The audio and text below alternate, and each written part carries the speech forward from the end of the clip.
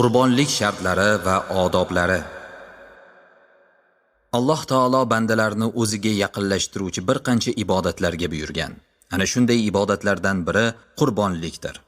Alloh taolo bunday marhamat qiladi. Biz o'tgan barcha ummatga Alloh bergan chorva hayvonlarni so'yish oldidan uning nomini zikr qilishlari uchun qurbonlik qilishni buyurganmiz. Haj surasi 34-oyat. Qurbonlik qilish hur, balog'atga yetgan, oqil, muqim va zakot nisobiga ega bo'lgan har bir musulmonga vojibdir. Qurbonlikni hayit namozini o'qib bo'lgandan to hayitning 3-kuni quyosh botguniga qadar ado etish mumkin. Qurbonlik qilinadigan hayvonlar mol, qo'tos, tuya, qo'y va echkilardan iboratdir. Tovuq, quyon, kiyik kabi hayvonlar qurbonlikka o'tmaydi. Albatta, qurbonlikka atalgan jonliq eng yaxshisi bo'lishi talab etiladi. Alloh taolo bunday marhamat qiladi. Gap shudir.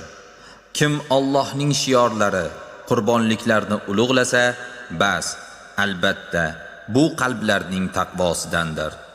Haj surasi 32-oyat. Qurbonlikka atalgan jonliq belgilangan yoshga yetgan bo'lishi lozim. Ya'ni tuyadan bo'lsa 5 yoshli, qoramoldan bo'lsa 2 yoshli, qo'y echkidan 1 yoshli yoki 6 oylik bo'lganidan qurbonlik qilinadi.